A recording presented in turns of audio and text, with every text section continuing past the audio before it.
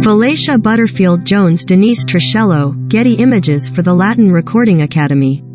The Recording Academy, Arizona State University, ASU, and Berklee College of Music Institute for Creative Entrepreneurship announced the results of the inaugural Women in the Mix study on Tuesday, which is International Women's Day. The study was designed to examine and better understand the experiences of women and gender-expansive people working in the American music industry. Valacia Butterfield-Jones, co-president of the Recording Academy, didn't hesitate when asked which finding of the study made the biggest impression on her. It was that fewer than 2 of every 10 respondents in the survey of 1,600 women are gender-expansive people who work in the music industry have children under age of 18. So much goes into the decision to have a family and to expand your family, but working in music is playing a significant role in whether we actually decided have a family and to expand our family, Butterfield-Jones said. For me as a mom of 2 boys, it was hard to read but important to see. Erin Barra, co-author of the Women in the Mix study and director of popular music at ASU, agreed that was one of the study's most striking findings. As a mother of 2, when I read the statistic that only 2 out of 10 women surveyed have children under the age of 18, it really made me think how lucky I am in that regard and how unfortunate it is for the majority of other women and gender non-conforming people that we don't have the support systems in place so they can make those choices to have children. Everyone should have the right to choose to have a family.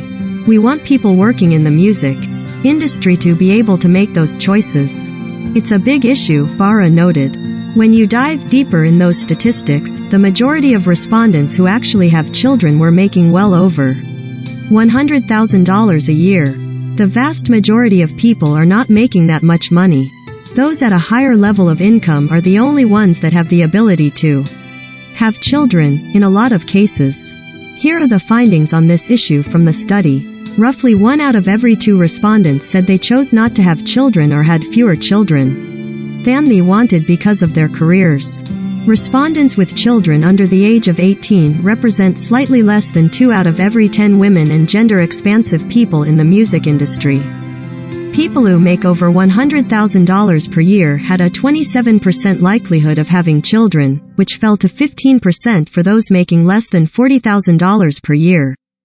The study was built upon the baseline results from a 2019 study by Berklee College of Music and Women in Music, titled Women in the U.S. Music Industry: Obstacles and Opportunities. That study was inspired by a group of Canadian women who undertook a similar study in 2015. More than 1,600 respondents from across the U.S., representing all ages, races and ethnicities, participated in the new study. Respondents included those working in various capacities in the industry, from behind the scenes to front and center, and at all levels, from entry to executive. Here are more major takeaways from the study. 84% of respondents report that they had faced discrimination equally across all racial identities, 77% felt they had been treated differently in the music industry because of their gender, and more than 56% believed their gender had affected their employment in the industry, with music creators and performers expressing this the most, at 65%. Women feel overworked and underpaid. 57% of respondents have 2 or more jobs, 24% are working between 40 to 51 hours per week, and an additional 28% are working over 50 hours per week. 36% of respondents are making less than $40,000 per year, and almost half of them feel like they should be further along in their careers. Music creators and performers see the lowest income and highest dissatisfaction with career progress among the various job classifications in the study. Of the respondents that identified as music creators and performers, 48.6% said they made less than $40,000 per year. That percentage is roughly 15% higher than within the entire respondent pool. Approximately 57% of music creators felt they should be further along in their careers, compared to those working in music education, 48.5%, event, tour production and management, promotion, 41.7%, music business, 37.4%, and music Media and technology, 32.9%. Gender-expansive respondents face heightened levels of adversity. They were less satisfied than respondents who identified as women by a 16% margin. They were twice as likely to make less than $40,000 per year and felt less comfortable in their workplace by a margin of almost 18%. Despite challenges, career satisfaction and passion for the music industry remains high. 78% of respondents reported feeling satisfied, with over 80% in career categories that seem to face the most obstacles, such as freelancers and music creators and performers. Over half of respondents said that their pathway into their careers was through their love and passion for the music industry. The Women in the Mix study was co-authored by Bara, Mako Fitzward, Ph.D., Lisa M. Anderson, Ph.D., and Alacia M. Brown, M.S. The full report, including all findings and methodology, can be found here. What we focused on for this study is understanding the lived experiences of women working in the American music industry, says Butterfield Jones. We uncovered and were able to understand things around burnout, pay equity, mentorship, and all the things that we as women need who are in this space. We were Ableto have over 1,600 respondents who identify as women say to us loud and clear that this is what we need in order to thrive in this industry. The study's repeated references to women and gender-expansive people were necessary because of changes in culture, Bara explains. Culturally right now, we're not just talking about men and women anymore. In the data, we made specific moves to capture the data of gender non-conforming people that exist outside of that binary. One of the most striking findings is that women report dissatisfaction across racial lines. White women and women of color report similar frustrations. In that respect, sexism is a great equalizer. That's true across job levels as well, Bara offered. Executives to entry level, it is a great equalizer. The study includes illuminating comments from some of the women and gender-expansive people who were surveyed. One respondent noted, "Far too long women have been erased from media and history. I'm willing to challenge the currently accepted statistic that women producers are only 2 to 3%. That data is flawed. I've been erased from engineering credits in dozens of recordings.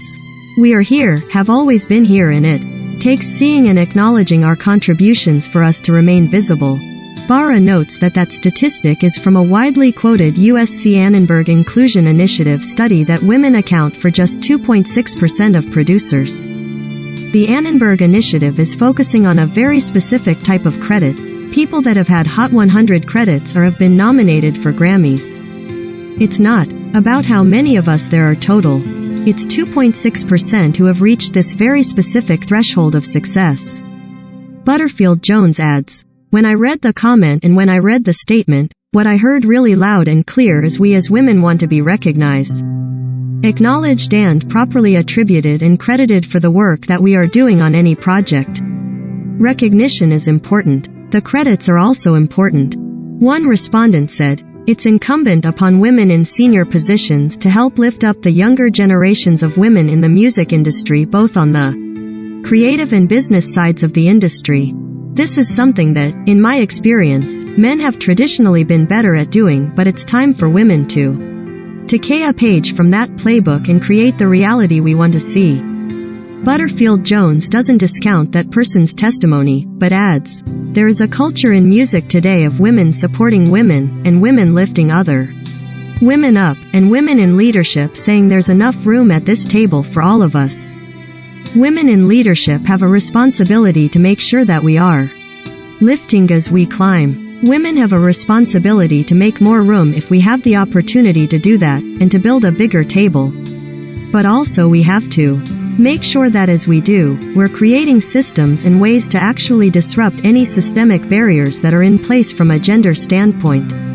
So it's bigger than just mentorship. It's bigger than just making more room at the table, but also creating pathways for that to happen. There will be one day when I'm not longer here, at the Recording Academy, and I would love for us to be in a space where we have now made this the norm. Where we longer have to fight anymore, but instead it's a part of our practice that gender parity and gender equity is just embedded in the DNA of our industry and the Spaces that we currently occupy. The study found that mentorships and advocacy organizations are beneficial. 92% of respondents felt mentoring had contributed to their career. 40% were members of advocacy organizations, and roughly 20% mentioned advocacy in their recommendations to help improve the climate for women in gender-expansive people. 35% cited professional or industry-related organizations as being one of the main sectors of the music industry that helped them grow and advance. In addition to sharing their career experiences, more than 1,000 respondents provided recommendations for combating disadvantages, accelerating progress, and making the music industry more inclusive. Based on the data collected, the Academy, ASU, and Berkeley ICE have put forth the following recommendations. Recruitment pledges. By getting the commitment of those who hire to recruit diverse and robust candidate pools for their positions, we address access to opportunities, intentional diversity and hiring efforts, and the negative effect of gatekeeper culture. Creating paid internship opportunities. Since internships are often unpaid, they are a barrier to those who don't have access to sufficient resources, which would allow them to work for free. Grants. By building a more robust grant and support infrastructure in both the private and public sectors, we address access to resources, access to opportunities in work-life balance. Mentorship initiatives. We address access to mentors, which we found to have a profoundly positive effect on women and gender-expansive people's careers. Soft skills development. Mentorship and networking are both largely built upon a person's interpersonal skill set. By bolstering soft skill development, we address people's access to resources, opportunities, mentors, and networking acumen. Additional paid days off, with burnout being a significant challenge brought up by respondents, giving employees additional and/or mandatory days off would address work-life balance. Supporting advocacy groups and initiatives. By raising funds for and supporting groups who are on the front lines of advocacy work in the industry, we address access to resources, opportunities, networking, and intentional diversity efforts. Addressing women's representation in music has been a long-standing priority for the Academy. In 2019, the organization launched Women in the Mix, which prompted hundreds of music professionals and organizations to pledge to consider at least 2 women in the selection process every time a producer or engineer is. Also in 2019, the Academy pledged to double the number of women voting members by 2025. At about the halfway point, it has reached 60% of that goal by adding 1,414 new women voting members. Women now account for 29% of the Academy's 14,000 voting and professional members, up from 26%. Men account for 65%. The rest are unknown. Non-binary, gender non-conforming, third gender or prefer not to disclose. But we won't stop, Butterfield Jones says. Even if we meet our goal in 2025, and we are well on our way to getting there, the work continues. We have a responsibility to make sure that we reflect the music industry that we're a part of and so proudly represent. Culturally, women are dominating in so many spaces. We cannot go another day without making sure that women are also properly represented in our voting membership. It's the right thing to do, and also, it's a business imperative for us. The Academy has made $10,000 donations to each of 5 organizations that support the growth of women and girls in music.